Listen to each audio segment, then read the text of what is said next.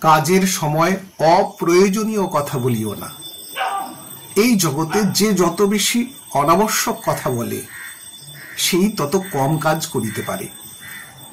কারণ অন্তরের যে শক্তি কর্মরূপে পরিণত হইয়া জগতের অশেষ কল্যাণ সাধন করিতে পারিত, তাহাই বৃথা বাক্য বা বাগাড়ম্বরের ছিদ্র পথে নিঃশেষিত হইয়া মানুষকে অন্তঃসারহীন অকর্মণ্য করিয়া ফেলে।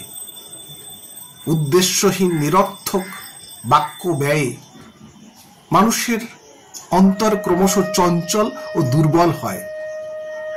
তখন সেই অবস্থায় যে কোনো গভীর বিষয়ে মনোনিবেশ বা কঠোর কাজে আত্মনিয়োগ করিতে পারে না। তখন তাহার অনবরতই আত্মবিস্মৃতি ঘটিতে থাকে এবং সে সর্বপ্রকারে নিতান্ত সাধারণ দায়িত্ব বহনেরও অযোগ্য হইয়া পড়ে। শুধু তাই নয়, নিরন্তর অনাবশ্যক ও অবান্তর কথা বলার ফলে বিশেষ পদমর্যাদা সম্পন্ন ব্যক্তিও এমন হালকা হইয়া যায় যে সাধারণ লোকও তাহাকে অশ্রদ্ধা ও উপহাস করে। নিতান্ত আপনার জন্য তাহার কথায় কোনো গুরুত্ব আরোপ করে না। মানুষ যতই ধীর, স্থির ও সংযত বাক হইবে, ততই তাহার বিচার নির্ভুল, প্রতিভা অম্লান, কর্মশক্তি প্রখর, আত্মস্মৃতি জাগ্রত, বুদ্ধি নির্মল ও কর্তব্য বোধ সজাগ হইবে।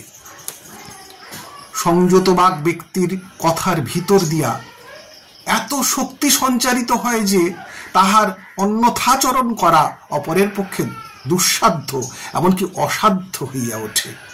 সংযত বাক ব্যক্তির প্রত্যেকটি কথা অপরের প্রাণে তড়িৎ শক্তির প্রবাহ সৃষ্টি করে। সম্মোহন শক্তির মতো সকলকে মুগ্ধ করিয়া সেইভাবে কার্য করিতে বাধ্য করে।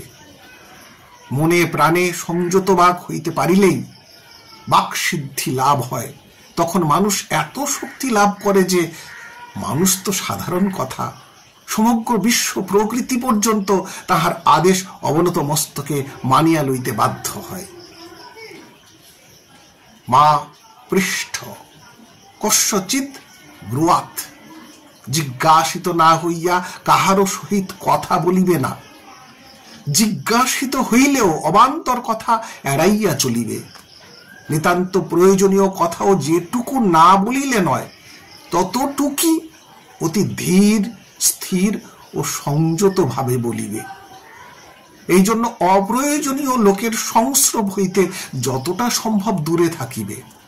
প্রত্যুষে উঠিয়া সংকল্প করিবে যে আজ এতটি কথা বলিব এবং শয্যা গ্রহণ না করা পর্যন্ত এই সংখ্যা ঠিক রাখিব।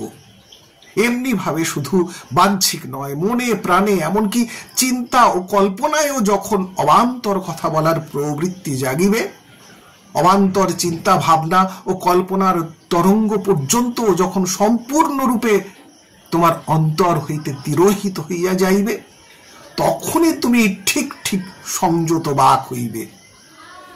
তখন সেই শুভ সময়ে তোমার চিন্তা ও বাক্যের অমোঘ শক্তি সমগ্র বিশ্ব ব্রহ্মাণ্ডে এক মহা আলোড়ন সৃষ্টি করিবে।